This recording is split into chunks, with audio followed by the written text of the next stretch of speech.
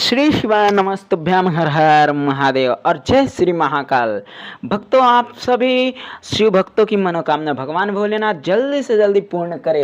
तो पूज्य गुरुदेव की कथा को सुनकर अच्छा से समझकर आप लोगों को अच्छे से अच्छे समझाने की कोशिश करेंगे। तो आज के उपाय में हम लोग क्या करने वाले हैं, सबसे बड़ी बात तो आज की यह उपाय नशा मुक्त करने की उपाय। नशा चाहे कुछ कैसा भी हो, चाहे वो पान मसाले की नशा हो, चाहे वो जुए की नशा हो, चाहे नशा शराब की हो, आज उसे घर छोड़ के जाना ही पड़ेगा। अगर आपके फैमिली के या फैमिली मेंबर में कोई भी हो, जी हाँ, तो हो जाए नशा छोड़ाने के लिए बस काम करना है। छोटी सी उपाय आप लोगों को करना है। तो आइए जानते हैं इस उपाय को कैसे करना है। तो वीडियो स्टार्ट करते हैं। तो ये 5-5-5 के उपाय, जी हाँ, 5 या 15 के उपाय, 5-5-5, ध्यान से सुनिए इस उपाय को।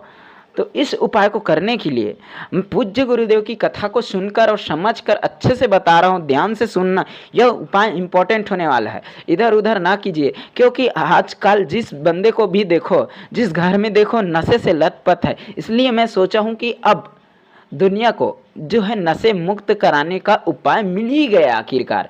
तो इस उपाय को कैसे करना है, 5-5-5।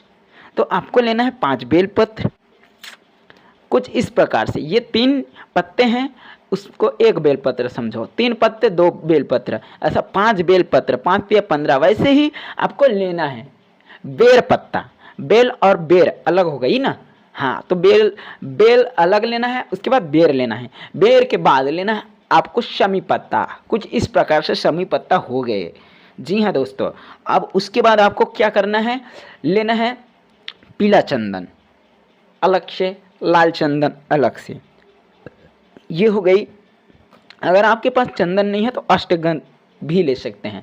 अगर चंदन है तो अष्टगंध की जरूरत नहीं होगी। तो अब क्या करना है, आपके पास लकड़ी वाली चंदन है तो पीला चंदन को अलग पेस्ट बना दीजिए और लाल चंदन को अलग पेस्ट बना दीजिए, दोनों को पेस्ट कर दीजिए। हाँ, अब क्या करना है आपको, कुछ इस प्रकार से जो 5 बेलपत्री है उसमें पीला चंदन लगा। ध्यान से सुनिएगा, 5 बेलपत्री है उसमें पीला चंदन लगाइएगा।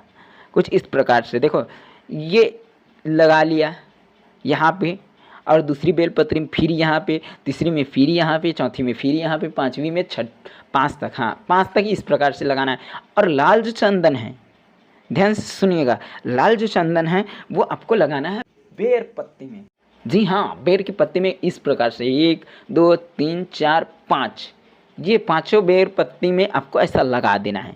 और शमी पत्ती में कुछ नहीं लगाना है। तो जाना है, अब हमारी उपाय शुरू होता है।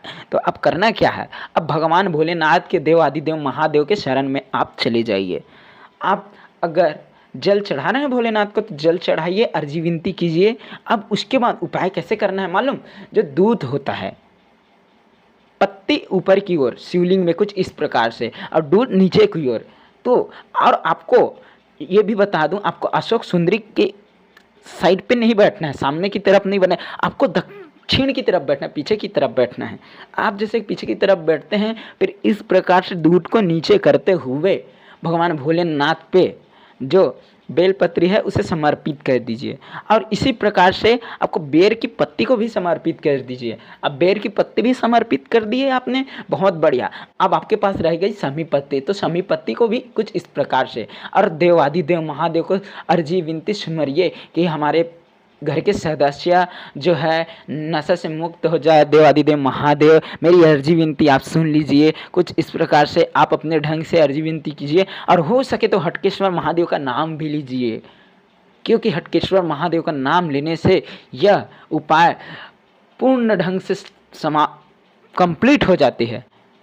जी हाँ दोस्तों, अब क्या करना है, आपको ये तीनों पत्ती, बेलपत्ती, बेर पत्ती, शमी पत्ती उठा लीजिए भगवान देवादिदेव महादेव के ऊपर से, और आपको जाना है एक पीपल के पेड़ के पास, या आंवले, या फिर हो गई बेल की। तो आप ज़्यादा से ज़्यादा पीपल पे जाएं, पीपल पे जाएं, यहाँ पे ऐसे रख दीजिए।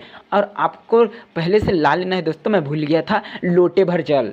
तो ये लोटे भर जल, उसके बाद नीचे में रख दो, सभी पत्ती को एक साथ रख दो, बेल, बेर और शमी, होगी ना।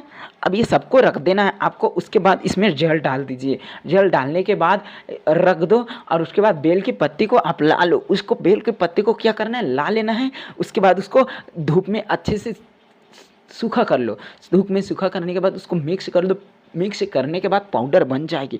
जिस भी श्रद्धालु या आपके घर पे नशा से लथपथ है, बस उसके में थोड़ा थोड़ा थोड़ा थोड़ा भभूत की तरह डालते जाना है। फिर भगवान भोलेनाथ धीरे धीरे असर शुरू कर देगा।